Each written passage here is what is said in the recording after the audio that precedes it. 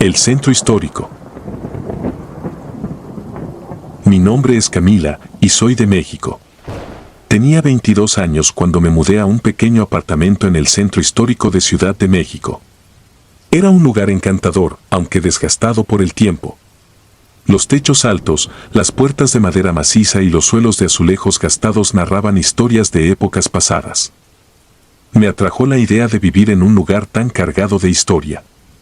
Pensé que me sentiría parte de la ciudad de una manera más profunda, pero no imaginaba que la conexión sería tan literal. Desde la primera noche, algo en el apartamento me inquietó. Estaba cansada por la mudanza, así que me acosté temprano. Estaba oscureciendo cuando me acurruqué bajo las mantas, el sonido de los coches y las voces lejanas desde la calle se desvanecieron lentamente. El silencio envolvió el apartamento como una manta pesada. Fue entonces cuando escuché los pasos.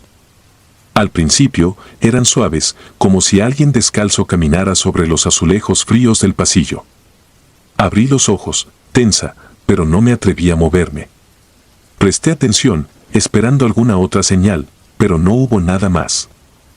La siguiente mañana, cuando la luz del sol filtró por las cortinas, descarté la experiencia como un producto de mi imaginación. Tal vez el cansancio me había jugado una mala pasada. Pero esa noche, los pasos volvieron. Era como si alguien caminara lentamente, de un extremo al otro del pasillo. La sensación de ser observada me envolvía, aunque cada vez que me levantaba para inspeccionar, no encontraba nada. El pasillo estaba vacío, las puertas cerradas. Me convencí de que era una coincidencia, de que tal vez el viejo edificio tenía sus propios ruidos. Pero en el fondo, algo no me cuadraba. Con el paso de los días, la situación empeoró. Los pasos comenzaron a parecer más insistentes y empecé a escuchar otros sonidos, susurros ininteligibles, como si alguien estuviera hablando justo fuera de mi habitación, pero en un idioma que no reconocía. La inquietud creció dentro de mí, pero intenté ignorarla, sumergiéndome en el trabajo y las actividades cotidianas. Sin embargo, una parte de mí sabía que algo andaba mal, algo que no podía comprender o explicar. Una tarde, mientras tomaba café con una amiga en un café cercano, mencioné casualmente lo que había estado experimentando. Ella me miró con una expresión seria y me dijo que había oído rumores sobre el edificio. Me explicó que estaba construido sobre un antiguo hospital que atendió a enfermos de cólera en el siglo XIX. Decenas de personas habían muerto allí, en condiciones terribles, y se decía que sus almas aún vagaban por el lugar, incapaces de encontrar descanso. Supe entonces que lo que estaba experimentando no era simplemente mi imaginación. Esa noche, mi ansiedad alcanzó un punto álgido. La sensación de ser observada se hizo casi palpable, como si hubiera una presencia en la habitación conmigo. Intenté ignorarla, cerrando los ojos con fuerza, pero no pude conciliar el sueño. El aire se volvió pesado, opresivo. De repente, sentí una corriente de aire frío recorriendo mi espalda. Abrí los ojos y ahí estaba. Una sombra al pie de mi cama. No tenía forma definida, pero era oscura, más oscura que la propia oscuridad. Se movía de una manera que no puedo describir, como si flotara en el aire. Intenté gritar, pero ningún sonido salió de mi garganta. Estaba paralizada, mi corazón latiendo tan fuerte que pensé que estallaría. La sombra empezó a susurrar. El sonido era como el murmullo del viento entre los árboles, pero con un tono gutural, como si proviniera de lo más profundo de la tierra. No entendía las palabras, pero sentí su intención, una desesperación profunda, un dolor antiguo y abrumador. Era como si la sombra intentara comunicarse conmigo, transmitir un mensaje que mi mente no podía procesar. Entonces, algo cambió en la atmósfera. La sombra se acercó más a mí, y de repente, todo en la habitación empezó a distorsionarse. El aire se volvió denso, casi tangible, y sentí que estaba siendo arrastrada fuera de mi cuerpo, fuera de mi tiempo. Lo que sucedió después es difícil de describir, pero intentaré ponerlo en palabras. Fui transportada a otro lugar, uno que parecía estar en el límite entre el mundo de los vivos y los muertos. Me encontraba en lo que parecía ser una versión fantasmagórica del hospital del que mi amiga me había hablado. Las paredes estaban cubiertas de manchas oscuras y el aire olía a descomposición. Vi formas humanas arrastrándose por los pasillos, figuras desgarbadas con rostros deformes por el dolor. Sus miradas vacías estaban llenas de una desesperación que no pertenecía a este mundo. Intenté moverme, pero mi cuerpo no respondía. Era como si estuviera atrapada en una pesadilla, pero todo se sentía demasiado real. Los enfermos me miraban, sus bocas se movían en silencio, como si imploraran algo de mí. Era como si quisiera huir, pero algo más fuerte me mantenía anclada a ese lugar. Sentí sus manos frías como la muerte rozando mi piel y un pánico primitivo se apoderó de mí. Quería gritar, correr, pero estaba atrapada en ese espacio entre la vida y la muerte. Luego, entre las sombras y las figuras borrosas, apareció un hombre. Vestía una bata de médico, manchada de sangre y suciedad. Su rostro estaba pálido, casi cadavérico, pero sus ojos brillaban con una intensidad que me perforó el alma. Se acercó a mí, y aunque su presencia era aterradora, no podía apartar la mirada. Comenzó a hablarme, pero no con palabras. Era como si su voz resonara directamente en mi mente, transmitiendo imágenes y emociones en lugar de sonidos. Vi escenas de agonía, pacientes desvaneciéndose en camas sucias, suplicando por agua, por alivio, mientras el médico los observaba con una indiferencia aterradora. Su misión no era curarlos, sino algo más oscuro. Experimentaba con ellos, tratando de entender la enfermedad, pero sin piedad, sin humanidad. El sufrimiento de esos pacientes parecía alimentar algo en él, una obsesión retorcida con la muerte y el dolor. Comprendí entonces que la sombra que me había visitado y la que estaba ante mí ahora eran una y la misma. Era el espíritu de aquel médico, condenado a vagar eternamente por sus actos monstruosos. Pero lo que más me aterrorizó fue darme cuenta de que no estaba solo. Las almas de sus víctimas estaban atrapadas con él, arrastradas en su tormento interminable. Las imágenes continuaron inundando mi mente. Vi cómo el hospital se convertía en una tumba masiva cuando la epidemia de cólera alcanzó su punto álgido. Los cuerpos se amontonaban en las habitaciones, en los pasillos, abandonados sin ceremonia.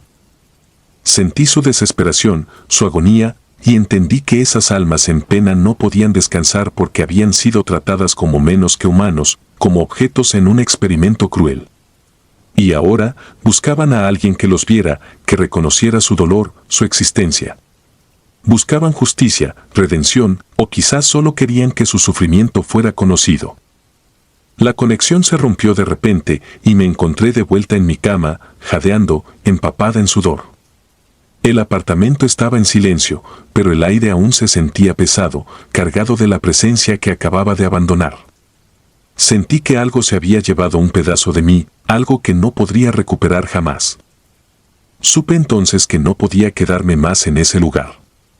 El edificio, el apartamento, estaba marcado por un sufrimiento demasiado profundo, demasiado antiguo, para que yo pudiera enfrentarlo. Recogí mis cosas esa misma noche y me fui. Mientras salía por la puerta, sentí una última ráfaga de aire frío, como si algo invisible pasara junto a mí. No miré atrás. No quería ver si la sombra me seguía. Encontré otro lugar para vivir, lejos del centro histórico, lejos de la oscuridad que me había acechado. Sin embargo, los recuerdos de lo que viví en ese apartamento nunca me abandonaron. Algunas noches, cuando el viento sopla fuerte, juro que escucho aquellos susurros nuevamente, como si la sombra aún intentara alcanzar mi mente, como si las almas en pena no quisieran dejarme ir. Sé que nunca podré olvidar lo que vi, lo que sentí. Las sombras de ese lugar están grabadas en mi memoria y aunque intente seguir adelante, siempre habrá una parte de mí atrapada en ese oscuro rincón de Ciudad de México, donde las almas en pena aún vagan, buscando algo que nunca encontrarán. Quizás, en algún lugar, aún me observan, esperando el momento adecuado para hacerme regresar. La historia terminó, pero el terror, el verdadero terror, nunca lo hace. La maldición de la dama. Mi nombre es José, y soy de Argentina. Tenía 30 años cuando heredé la vieja estancia de mi abuelo en La Pampa. La propiedad había estado en nuestra familia por generaciones, un vasto terreno que se extendía hasta donde la vista podía alcanzar, bordeado por árboles añosos y un silencio que solo era interrumpido por el susurro del viento entre las hojas. Había algo en esa soledad que me resultaba cautivador, pero también inquietante. Desde niño, había escuchado las historias que rodeaban la estancia. Mi abuelo, un hombre parco y de pocas palabras, siempre mencionaba a la dama de blanco con un tono de advertencia. Según la leyenda, se trataba de un espíritu que se aparecía a los hombres solteros, llevándolos a su tumba. Era un cuento que había crecido en mi mente como una semilla de terror, alimentada por los relatos de los peones y las historias que se contaban en los fogones. Pero, como todo joven de ciudad, pensé que no eran más que supersticiones de campo, cuentos para asustar a los niños. Sin embargo, la primera noche en la estancia fue suficiente para hacerme dudar. Llegué al anochecer, después de un largo viaje por caminos de tierra. El cielo estaba teñido de un tono rojizo, y una bruma ligera comenzaba a ascender desde el suelo, envolviendo la casa en un manto de misterio. La estancia, que en mi infancia parecía tan majestuosa, ahora se alzaba ante mí como una sombra gigante, sus ventanas oscuras reflejando la última luz del día. Entré en la casa y encendí las lámparas de querosén que mi abuelo había dejado atrás. La luz temblorosa iluminó las paredes de adobe y los viejos muebles de madera. Todo estaba cubierto por una fina capa de polvo, como si el tiempo hubiera decidido detenerse en el momento en que mi abuelo cerró la puerta por última vez. No había electricidad y el único sonido que rompía el silencio era el crujido de la madera bajo mis pies. La primera noche fue tranquila, aunque dormí con un extraño presentimiento. Los sueños fueron confusos, llenos de sombras y susurros que no lograba entender. Al despertar, con el amanecer filtrándose por las cortinas, me dije a mí mismo que todo era producto de mi imaginación, del cansancio acumulado por el viaje y la emoción de estar en un lugar cargado de recuerdos. Pero esa calma inicial no duró mucho. Esa misma noche, mientras me encontraba revisando algunos papeles de la herencia en el viejo escritorio de mi abuelo, escuché un sonido extraño, casi imperceptible, proveniente del jardín. Al principio, pensé que eran los perros del campo o alguna otra criatura nocturna. Sin embargo, el ruido se repitió, esta vez más claro, como si algo o alguien estuviera caminando entre las hojas secas que cubrían el suelo. Sentí un escalofrío recorrerme la espalda, pero decidí no dejarme llevar por el miedo. Me levanté y, tomando la linterna de mano, me dirigí a la puerta principal. El jardín estaba cubierto por una niebla espesa y la luz de la linterna apenas lograba penetrar la oscuridad. Me quedé en el umbral, mirando hacia el lugar de donde provenía el sonido. Fue entonces cuando la vi por primera vez. Una figura blanca, apenas visible entre la bruma, estaba de pie junto al viejo roble que se erguía en medio del jardín. Parecía una mujer, con largos cabellos que caían como una cascada sobre sus hombros. Su vestido flotaba en el aire, como si no estuviera sujeto a las leyes de este mundo. Mi corazón comenzó a latir con fuerza, y un sudor frío cubrió mi frente. Quise gritar, pero mi voz quedó atrapada en mi garganta. Intenté convencerme de que era un sueño, de que estaba imaginando cosas, pero la visión era demasiado vívida, demasiado real. De repente, la figura comenzó a moverse hacia mí, deslizándose por el suelo sin hacer ruido, sus ojos fijos en los míos. El pánico se apoderó de mí, y sin pensarlo, cerré la puerta de golpe y corrí hacia mi habitación. Me arrojé sobre la cama, cubriéndome con las sábanas como un niño asustado. Podía escuchar el sonido de mi respiración agitada y el latido de mi corazón en mis oídos. No sabía cuánto tiempo pasó antes de que me atreviera a salir de la habitación. Cuando finalmente lo hice, la casa estaba sumida en un silencio sepulcral y el jardín estaba vacío. La figura había desaparecido. A la mañana siguiente, con el sol ya alto, intenté racionalizar lo ocurrido. Me dije a mí mismo que todo había sido un sueño, una alucinación causada por el cansancio y el ambiente extraño de la estancia. Decidí no contarle a nadie lo que había visto, temiendo que me tomaran por loco. Pero la verdad es que el miedo se había instalado en mi corazón y no podía quitármelo de la cabeza. Las noches siguientes transcurrieron sin incidentes, pero el malestar en mi pecho no disminuía. Cada vez que caía la noche, sentía una presencia en la casa, como si alguien me estuviera observando desde las sombras. El aire se volvía más frío y las lámparas parpadeaban sin razón aparente. A veces creía escuchar pasos en el piso de arriba, aunque sabía que no había nadie más en la casa. Una semana después de mi llegada, decidí investigar la historia de la Dama de Blanco con más detalle. Encontré un viejo libro en la biblioteca de mi abuelo, un volumen polvoriento que relataba las leyendas de la región. Según el libro, la Dama de Blanco era el espíritu de una joven que había muerto trágicamente en la estancia muchos años atrás. Su nombre era Inés y había sido prometida en matrimonio a un hombre rico, un terrateniente de la zona.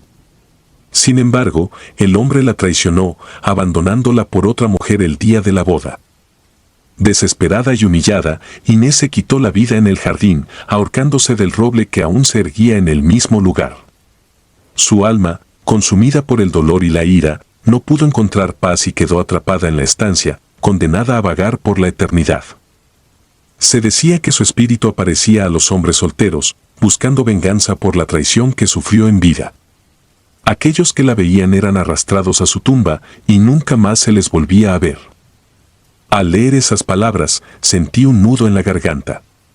¿Podía ser que lo que había visto fuera realmente el espíritu de Inés? ¿Estaba destinado a sufrir el mismo destino que aquellos hombres antes que yo? No quería creer en fantasmas, pero la sensación de peligro era demasiado real como para ignorarla. Las cosas empeoraron rápidamente después de esa noche. Empecé a sufrir de terribles pesadillas en las que Inés aparecía cada vez más cerca, sus manos extendiéndose hacia mí, su rostro desfigurado por la tristeza y el odio. Despertaba empapado en sudor, con la sensación de que algo me estaba asfixiando. Los días se volvieron un tormento constante, cada sombra y cada ruido me ponían en estado de alerta. Finalmente, una noche, la situación alcanzó su punto culminante. Estaba acostado en mi cama, incapaz de dormir, cuando escuché un suave susurro en mi oído. José. La voz era femenina, suave pero cargada de una tristeza infinita. Me levanté de un salto, encendiendo la linterna y apuntándola hacia todos los rincones de la habitación. No había nada, pero el susurro continuaba, repitiendo mi nombre una y otra vez. El miedo me paralizó y no supe qué hacer. El aire se volvió helado y una corriente de viento atravesó la habitación, apagando la linterna. Me quedé en la oscuridad, sintiendo la presencia de Inés acercándose. No podía verla, pero sabía que estaba allí, a mi lado, tan cerca que podía sentir su respiración en mi cuello. De repente, unas manos heladas se cerraron alrededor de mi garganta. Sentí un dolor agudo, como si unas garras invisibles estuvieran penetrando en mi carne. Intenté gritar, pero mi voz fue sofocada por la presión. Luché desesperadamente, arañando el aire, tratando de liberar mi cuello de esa fuerza inhumana. El cuarto se llenó con el olor a tierra húmeda y flores marchitas, una mezcla nauseabunda que me hizo sentir más cerca de la muerte que nunca. La fuerza con la que me sostenía se intensificó, y mi visión comenzó a desvanecerse. Estaba perdiendo la conciencia, y en ese momento de desesperación, pensé en mi abuelo y en las advertencias que había ignorado. Quizás esto era lo que él temía, el destino que me había alcanzado por no haber tomado en serio la historia de la Dama de Blanco. En un último esfuerzo, logré liberar una de mis manos y la dirigí hacia la lámpara de queroseno en la mesita de noche. Con los dedos temblorosos, encendí el fósforo y prendí la mecha. La llama titilante llenó la habitación con una luz débil pero suficiente para disipar un poco de la oscuridad que me envolvía. En ese instante, las manos heladas se soltaron de mi garganta y un grito desgarrador resonó en toda la estancia. Era un sonido que no provenía de este mundo, un lamento profundo y desesperado que llenó la casa con una angustia indescriptible. Caí al suelo, tosiendo y jadeando, mientras trataba de recuperar el aliento. Mis manos temblaban incontrolablemente y sentí que el frío en la habitación comenzaba a disiparse lentamente, como si la presencia que me había atacado se estuviera retirando. Aún con la lámpara en la mano, me arrastré hasta la puerta y, con el poco aliento que me quedaba, la abrí de golpe. Afuera, la noche era impenetrable, pero el aire fresco me ayudó a despejar la cabeza. Sin pensarlo, corrí hacia el jardín, tropezando con raíces y piedras, hasta llegar al viejo roble donde, según la leyenda, Inés se había quitado la vida.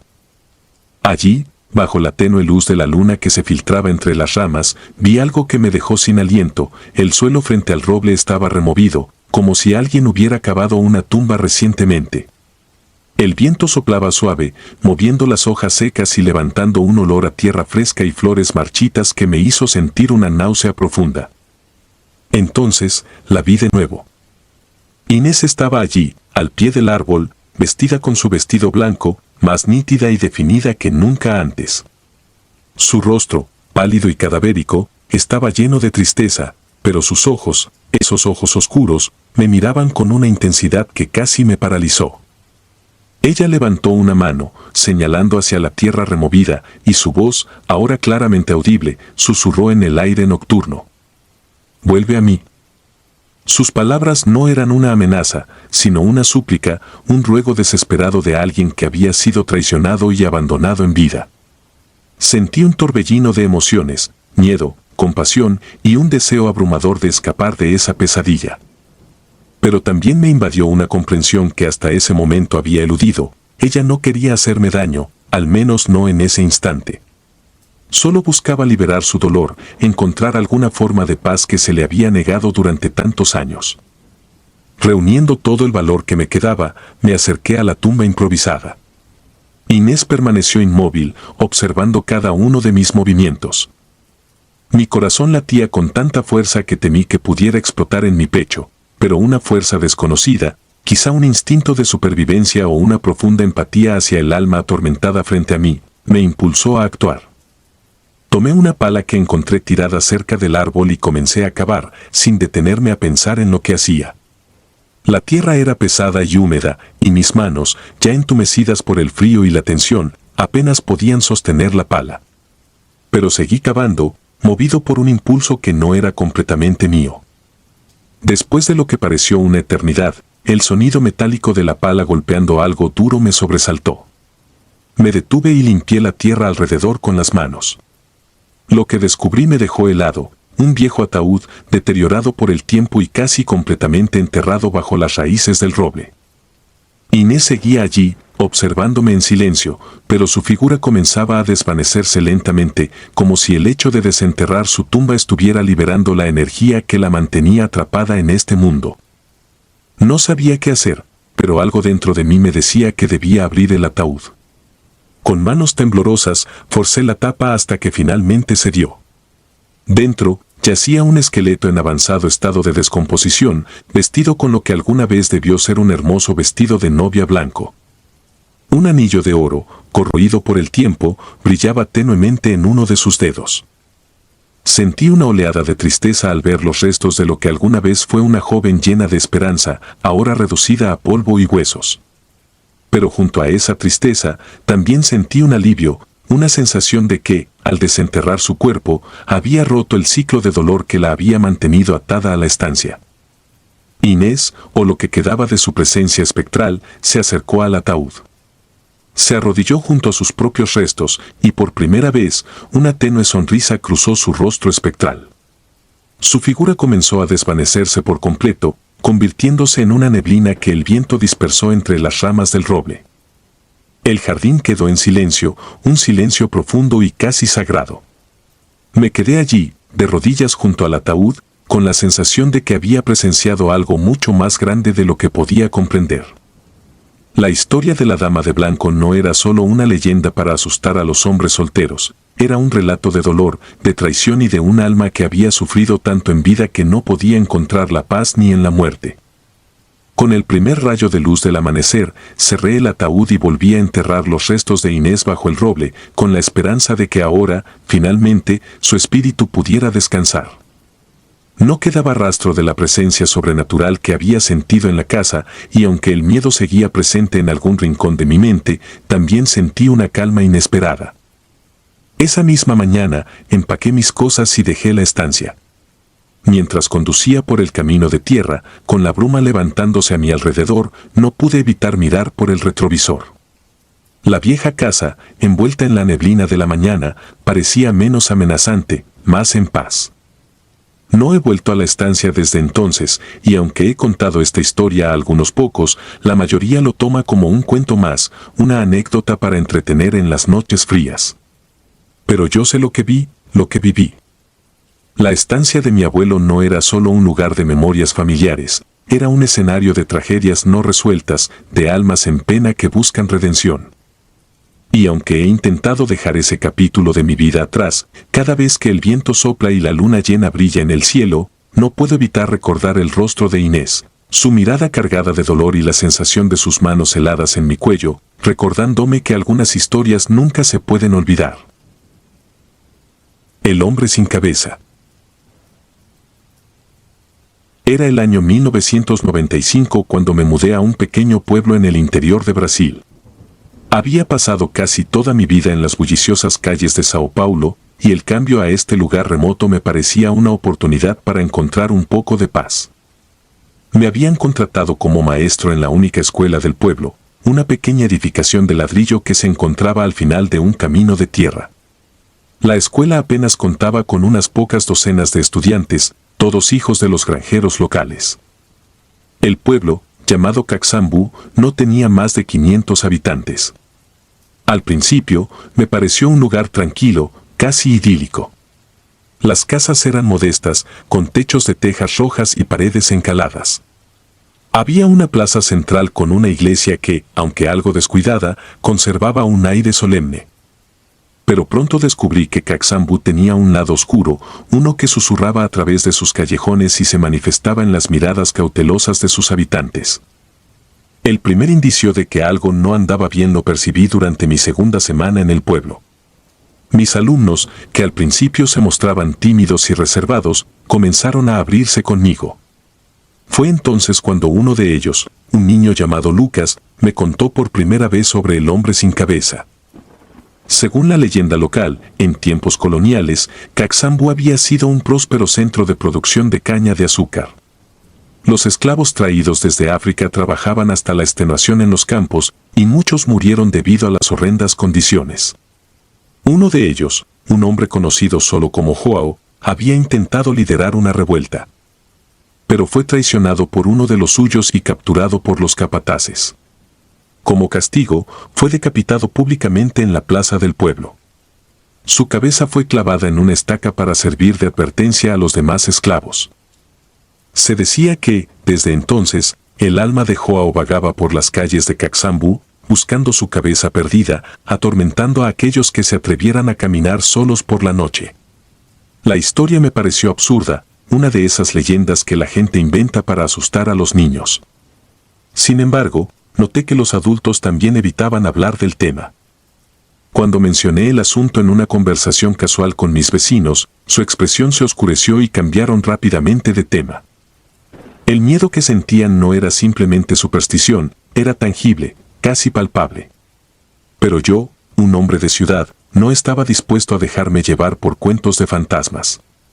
Sin embargo, todo cambió una noche, cuando me encontré cara a cara con lo inexplicable. Esa noche en particular, me encontraba solo en mi pequeña casa al borde del pueblo. Había pasado la tarde corrigiendo exámenes y preparando las lecciones para la semana siguiente.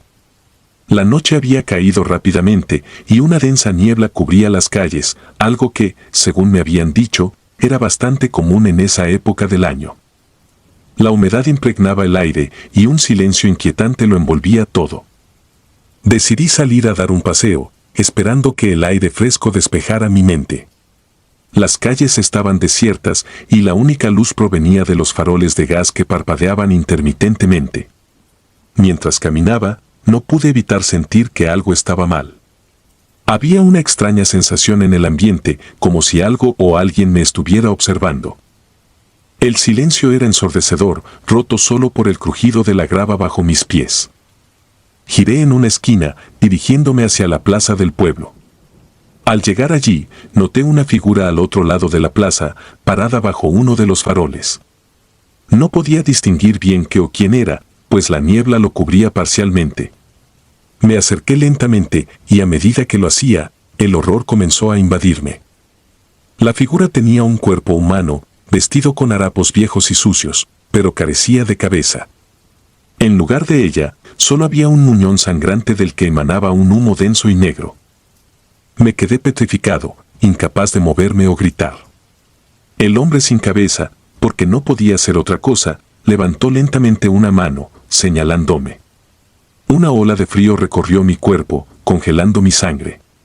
De repente, comenzó a avanzar hacia mí, sus pasos eran lentos pero decididos. A cada paso que daba, el suelo bajo sus pies parecía morir, como si todo lo que tocara fuera consumido por una putrefacción invisible. Mi instinto de supervivencia se activó y corrí tan rápido como pude hacia mi casa.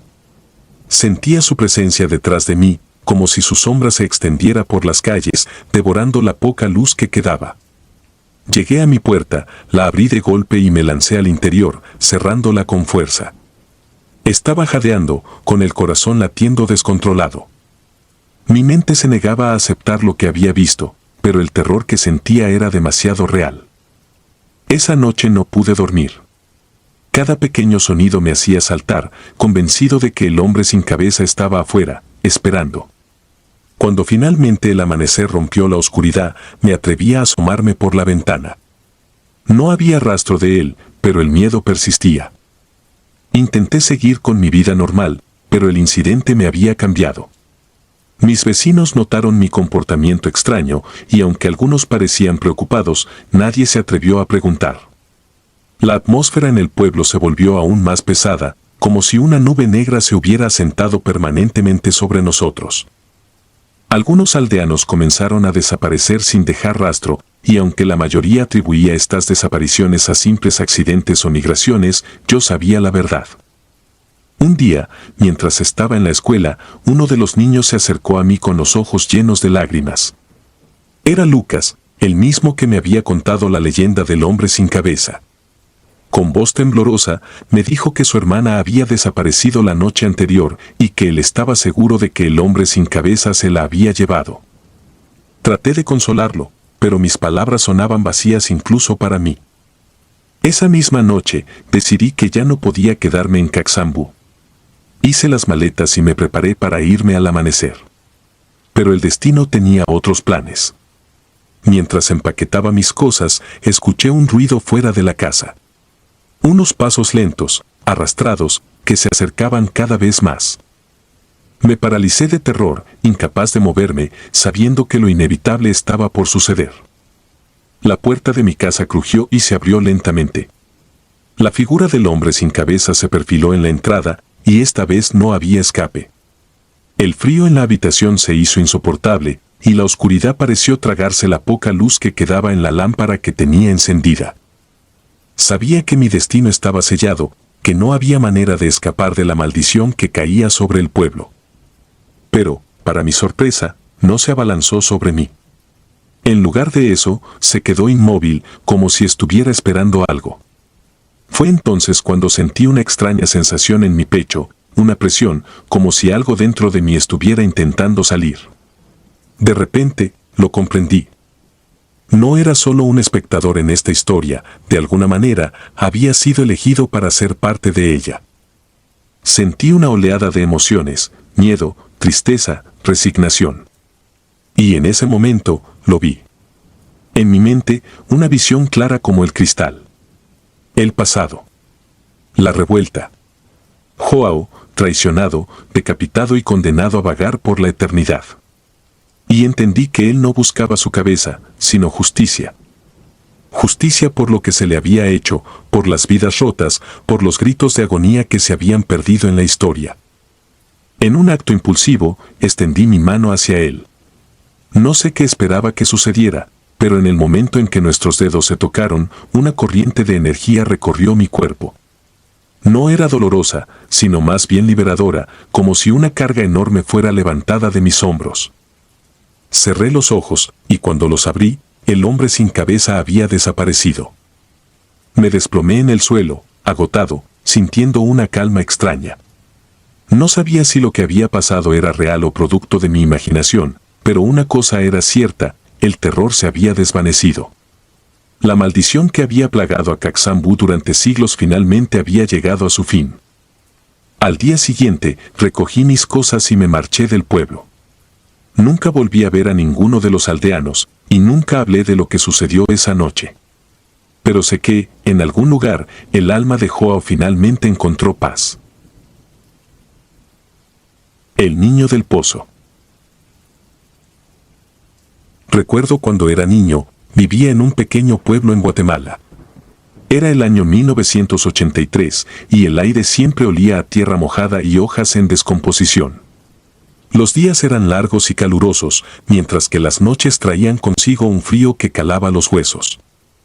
Todos en el pueblo hablaban de El Niño del Pozo, una leyenda tan vieja como las montañas que nos rodeaban. Se decía que en las noches más oscuras, cuando la luna estaba oculta tras las nubes, podías escuchar la voz de un niño llamándote desde el fondo del pozo que estaba en las afueras del pueblo. Una voz tan dulce y desesperada que atraía a los desprevenidos como una sirena de las profundidades. El pozo en cuestión estaba en un claro del bosque, a unos 2 kilómetros del último rancho del pueblo. Era un lugar que siempre evitábamos, no solo por la leyenda, sino porque había algo intrínsecamente malo en ese sitio. Incluso los adultos, aunque racionales y escépticos, preferían no hablar del pozo más de lo necesario. Los más viejos decían que era mejor no tentar a lo que no comprendíamos, un consejo que solo el miedo podía inspirar. Yo tenía 10 años entonces, y como cualquier niño a esa edad, el miedo se mezclaba con la curiosidad. Mis amigos, Ernesto, Julio y Mauricio, eran iguales. Éramos inseparables, un cuarteto de aventureros que siempre estaba buscando el próximo misterio que resolver, el próximo tesoro que encontrar. Fue una tarde nublada cuando decidimos que desafiaríamos la leyenda del pozo. Era uno de esos días en los que el sol se ocultaba tras gruesas nubes grises y la humedad hacía que todo pareciera más pesado, más lento. Ernesto fue el primero en sugerirlo, mientras jugábamos a las canicas en el patio trasero de su casa. ¿Por qué no vamos al pozo? Ya estamos grandes, no debemos tenerle miedo a esas historias tontas, dijo con una sonrisa desafiante. Julio y Mauricio dudaron por un momento, pero la emoción de demostrar nuestra valentía fue más fuerte. Y así, con la luz del día desvaneciéndose y el viento soplando entre los árboles, nos encaminamos hacia el bosque. Recuerdo el camino hacia el pozo como si fuera ayer. El silencio era casi absoluto, roto solo por el crujido de las hojas bajo nuestros pies.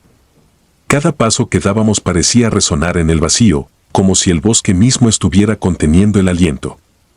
El aire se volvía más denso a medida que nos acercábamos y el olor a humedad y moho se hacía más fuerte. Ernesto lideraba el camino con una linterna que había tomado de su padre.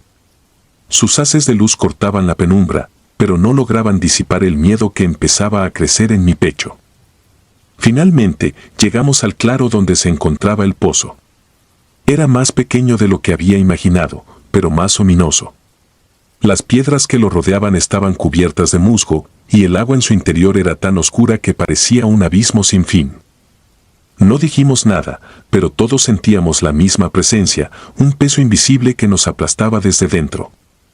Fue Mauricio quien rompió el silencio, con un tono de burla que claramente ocultaba su nerviosismo. ¿Y qué? ¿Vamos a lanzar una piedra o algo? No hay nada aquí. Antes de que pudiéramos responder, una ráfaga de viento helado nos envolvió, y con ella, un sonido que hizo que mi piel se erizara. Era una voz, suave y apagada, como un susurro que llegaba desde el fondo del pozo. «Ayúdame, por favor». Nos quedamos congelados. La voz continuó, más insistente, como si estuviera justo al lado de nosotros. «No quiero estar solo, ven conmigo». Fue entonces cuando lo vi. Una sombra, pequeña y delgada, apareció en el borde del pozo, como un reflejo distorsionado en el agua oscura. Parecía un niño, pero su rostro era una masa de sombras, sin rasgos, solo un vacío donde deberían estar sus ojos. Su mano se extendió hacia nosotros, y una sensación de terror puro se apoderó de mí. «Vámonos de aquí», susurré, mi voz temblando, pero nadie se movió. De repente, Julio dio un paso hacia adelante, como hipnotizado. «Julio, no lo hagas», gritó Ernesto, pero era como si no pudiera escucharnos. Dio otro paso, y luego otro, hasta que estaba justo al borde del pozo. Intenté correr hacia él, pero mis piernas se sentían como si estuvieran atrapadas en barro. Cuando finalmente logré moverme, fue demasiado tarde. Julio perdió el equilibrio y cayó al pozo con un grito que se desvaneció rápidamente en el abismo. Corrimos hacia el borde, esperando escuchar el chapoteo de su caída en el agua, pero no hubo ningún sonido. Solo el silencio opresivo del pozo, como si hubiera absorbido completamente a nuestro amigo. Desesperados, Ernesto y yo comenzamos a gritar su nombre, nuestras voces resonando en la oscuridad. Mauricio, con el rostro pálido, se alejó unos pasos, temblando. Finalmente, después de lo que pareció una eternidad, escuchamos un débil gemido que venía del fondo. ¡Ayúdenme! Sin pensar, Ernesto se tumbó en el suelo, asomándose al pozo y extendiendo su mano. «Agarra mi mano, Julio», gritó.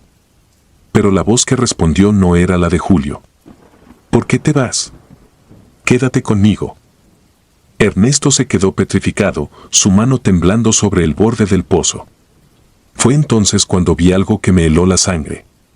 Desde las sombras del pozo, una mano salió disparada, agarrando la muñeca de Ernesto con una fuerza inhumana. Pero no era la mano de Julio. Era pequeña, delgada, y su piel estaba arrugada, como la de un anciano. Ernesto gritó, intentando liberarse, pero la mano lo arrastraba hacia el borde con una fuerza implacable. Corrí hacia él, agarrando su otra mano, mientras Mauricio, que había recuperado algo de compostura, tiraba de mí desde atrás. Juntos, logramos alejar a Ernesto del pozo, pero no antes de ver el rostro que emergía del agua.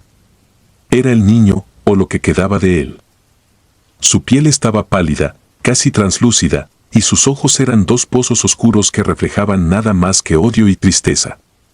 Su boca se abrió en un grito silencioso, y en ese momento sentí que algo muy antiguo y muy malvado nos estaba observando desde las profundidades.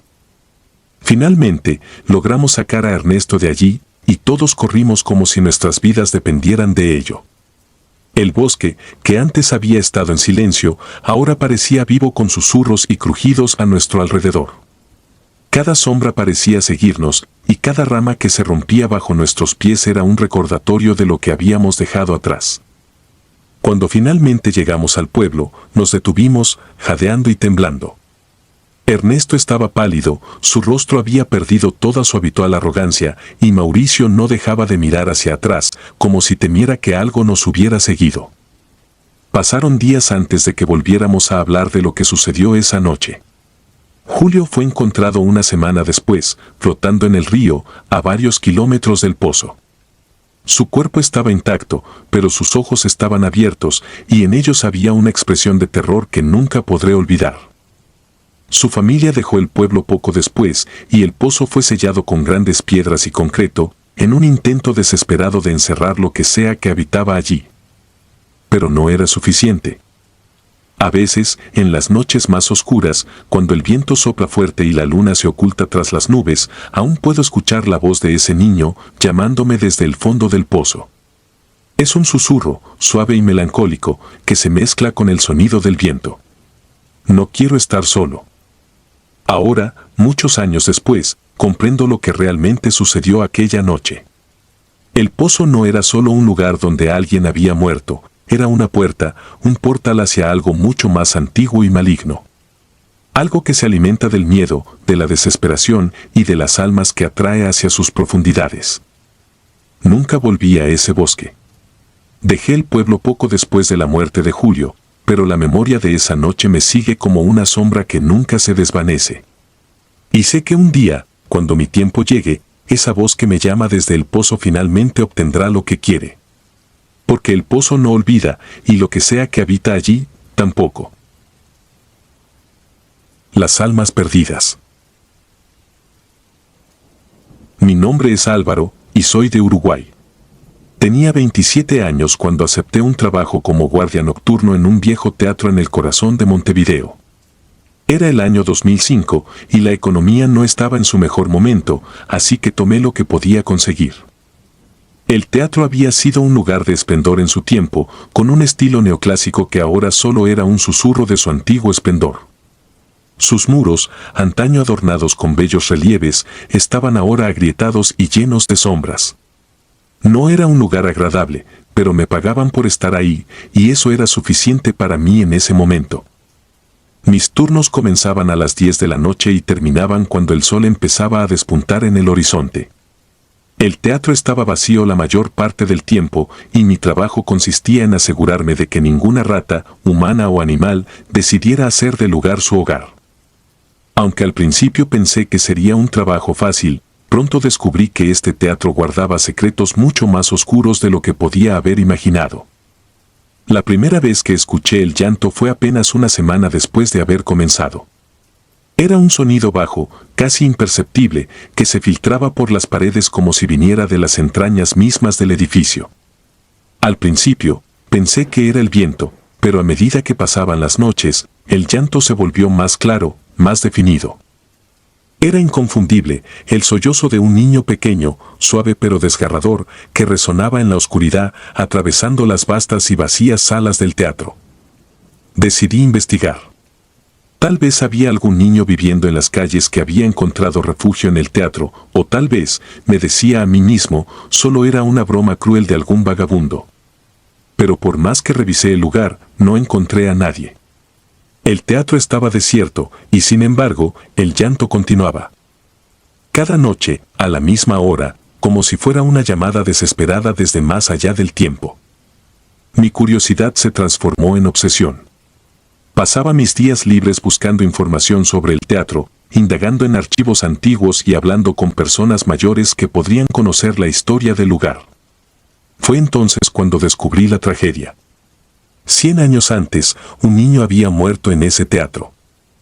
Su nombre era Tomás y había sido el hijo de uno de los actores principales. Se decía que había caído desde una de las pasarelas superiores durante una representación y que su cuerpo había quedado destrozado por la caída.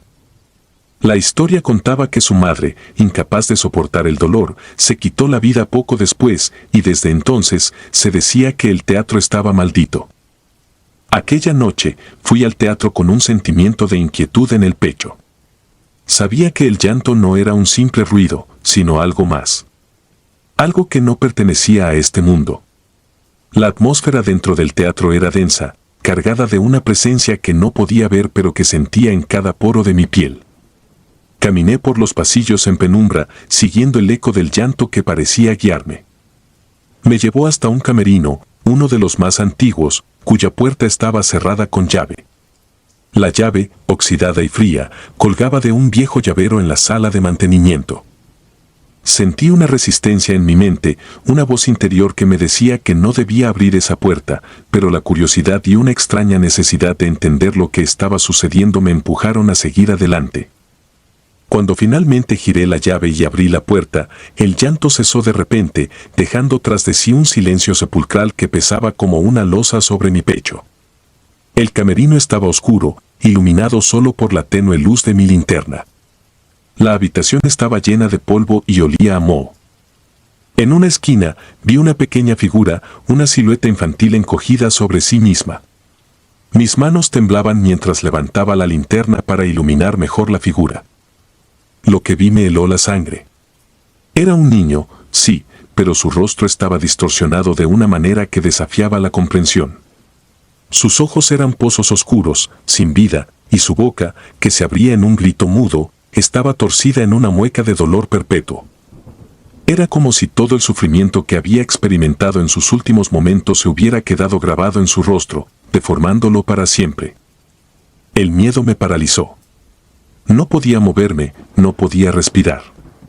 La figura del niño se levantó lentamente y comenzó a avanzar hacia mí. Sus pasos eran lentos, arrastrados, y el aire a su alrededor parecía ondular con una energía que sentía en cada fibra de mi ser.